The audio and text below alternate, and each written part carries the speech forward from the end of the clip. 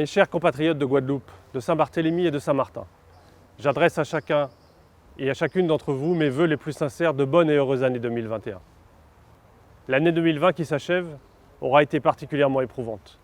Mes premières pensées vont aux familles endeuillées et à toutes les personnes atteintes par cette maladie qui aura tant mis à l'épreuve nos îles et notre pays ces 9 derniers mois.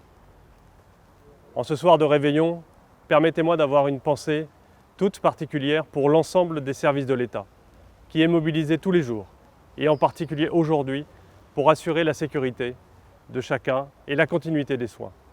Ce sont ces mêmes services qui se sont engagés tout au long de l'année face à la Covid-19. Personnels soignants et paramédicaux, infirmiers, aides-soignants, médecins, ambulanciers, mais aussi pompiers, tous ont fait preuve durant de longs mois d'un dévouement et d'une détermination sans faille qui ont permis de sauver de nombreuses vies. Soyons leur reconnaissants et remercions-les une nouvelle fois pour cet engagement qui donne tout son sens au service public. Bien sûr, nous n'allons pas oublier l'action des associations de sécurité civile à leur côté. Ces agents engagés, ce sont aussi nos forces de l'ordre, policiers et gendarmes. Mobilisés au quotidien pour assurer la sécurité de chacun d'entre nous, ils ont été également sollicités tout au long de l'année pour sensibiliser nos concitoyens aux mesures de distanciation sociale et pour effectuer des contrôles sur les plages ou dans les établissements. Leur action en matière de sécurité routière a aussi été importante pour limiter l'engorgement des urgences. En effet, malgré le confinement, nous déplorons autant de victimes que l'an dernier. Alcool, vitesse excessive, inattention, toutes ces vies auraient pu être évitées. Il nous faut continuer à agir collectivement, chacun en responsabilité. Mourir sur la route en 2021, comme en 2020, n'est pas une fatalité.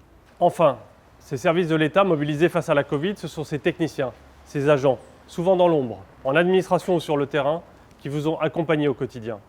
Ce sont ces agents qui continuent à œuvrer pour fournir un accompagnement personnalisé à toutes nos entreprises en difficulté.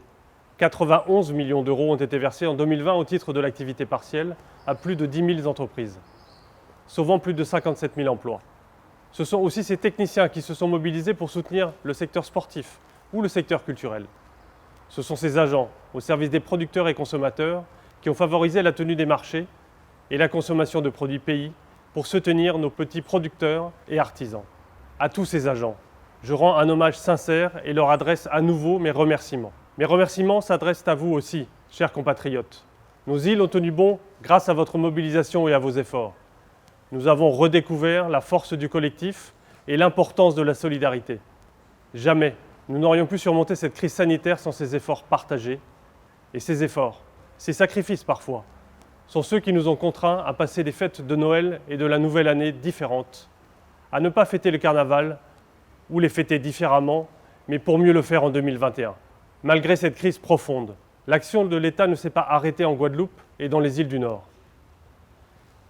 La construction du nouveau CHU est désormais bien entamée et malgré les retards dus au confinement, il pourra être livré courant 2023.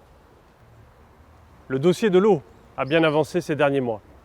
Les réquisitions menées par l'État ont permis d'identifier les fuites du réseau, de mener de nombreuses opérations de réparation. Les résultats sont là.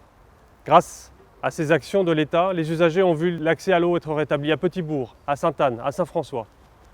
Une nouvelle gouvernance de l'eau, plus vertueuse, est en train d'être mise en place et la mise en place d'un syndicat unique de l'eau attendue cette année. Soyez assurés de la détermination sans faille de l'État dans l'année à venir pour continuer à résoudre ce problème qui dure depuis trop longtemps et gêne la vie au quotidien de trop de nos concitoyens. En 2021, 3 chantiers particuliers animeront mon action et celle des services de l'État. La gestion de la crise sanitaire va continuer à être une préoccupation majeure. En cette période de fête de fin d'année, il est essentiel de maintenir une vigilance forte. Nous devons continuer à agir pour contenir l'épidémie sur nos îles, comme nous le faisons en permanence depuis 9 mois. L'eau demeurera également une priorité essentielle cette année.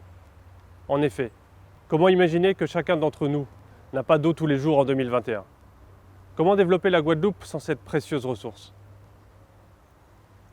De cela découle ma 3e priorité, qui est celle de soutenir et relancer notre économie. Tourisme, construction, événementiel, hôtellerie, restauration. De nombreux secteurs ont été mis à rude épreuve. En plus de l'accompagnement d'urgence de tous ces acteurs, il nous faut nous saisir de l'opportunité du plan de relance.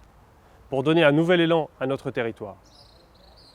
Mes priorités seront de conforter nos services publics en matière d'eau, de santé ou d'enseignement, d'accélérer notre transition énergétique, mais aussi de saisir de nouvelles opportunités pour préparer la Guadeloupe de demain en matière d'agriculture et de pêche, d'énergie, de numérique ou encore de tourisme durable.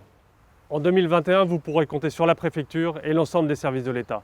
Ils seront là, à vos côtés, à nos côtés, pour aider notre territoire à traverser cette crise sanitaire et les autres aléas naturels et à relever les défis à venir. Mes chers compatriotes, je vous souhaite à nouveau une bonne et heureuse année 2021. Qu'elle apporte à chacun d'entre vous satisfaction personnelle et professionnelle, et à nos territoires une prospérité et une sérénité retrouvées. Vive la Guadeloupe, vive Saint-Barthélemy, vive Saint-Martin, vive la République et vive la France.